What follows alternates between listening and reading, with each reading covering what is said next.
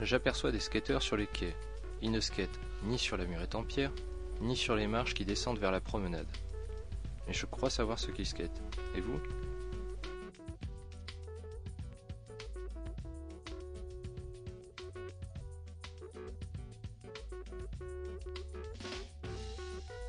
La qualité du sol en pavé ne permet pas de skater en flat, c'est-à-dire travailler les figures au sol, sans obstacle.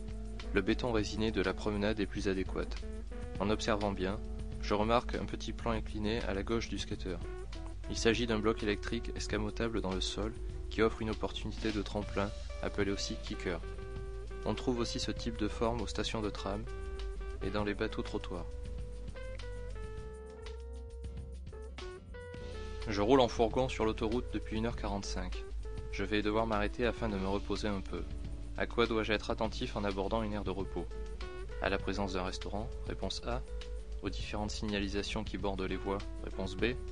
À la qualité d'accueil de l'aire de repos, notamment la présence de tables de pique-nique, réponse C.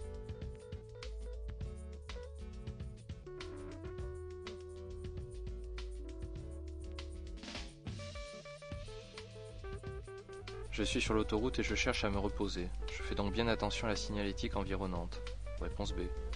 Mais bon, c'est pas vraiment le sujet.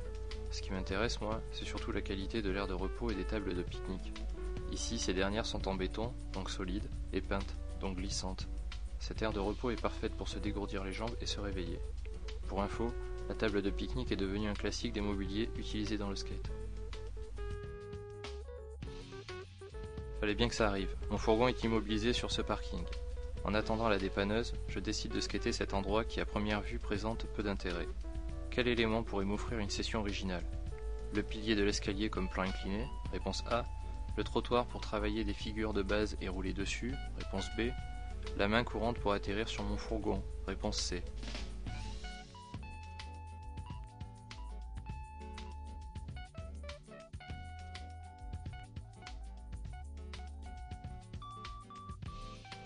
Le trottoir est ce que l'on appelle une table à wheeling.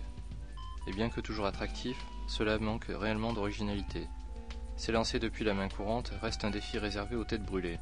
Faudrait quand même rapprocher un peu le camion, ça sent le fait divers. Mon choix se porte donc sur le pilier car il conjugue originalité et stabilité de par son revêtement et sa parfaite inclinaison. Mon fourgon est toujours en panne, je décide donc de prendre le bus, mais en arrivant à l'arrêt, j'apprends qu'il y a une grève. J'ai vraiment la poisse. Pourtant, un détail me laisse penser que je n'ai pas totalement perdu ma journée en venant ici. Lequel est-ce ?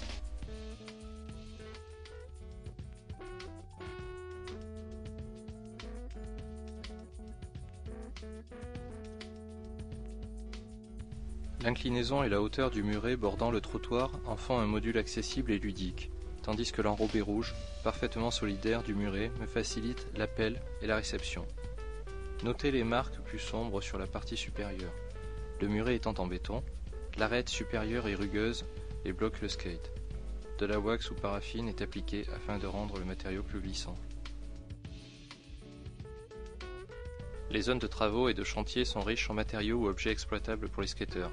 Si les éléments ne sont pas toujours utilisables, l'imagination prend le relais. Voici 3 photos. Dans les 2 premières, quels éléments sont le fruit de l'imagination des skateurs ?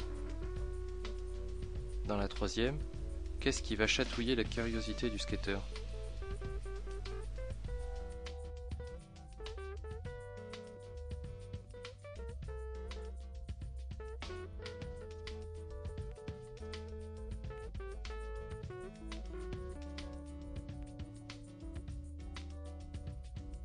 Les espaces en friche sont des terrains de jeu potentiels en marge des espaces publics normés et normaux. Le détournement ou l'appropriation permettent de transformer ici une barrière de type Vauban en rail, composante basique du skate de rue permettant de faire des grinds ou des slides, figure où la planche glisse sur le tube. Dans la seconde, une courbe en béton a été fabriquée et permet donc de skater un spot original mais difficile.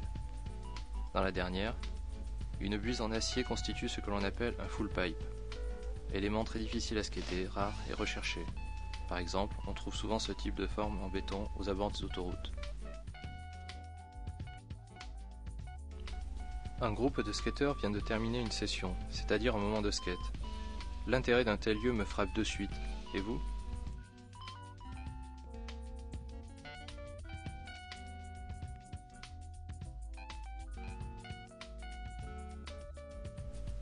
Les richesses de l'architecture et des formes urbaines offrent des possibilités inépuisables. Outre le fait de lire la ville différemment des concepteurs, la recherche de l'originalité d'un spot est aussi un des moteurs chez les skateurs. Ce bâtiment, qui est un amphithéâtre, en est un exemple parfait.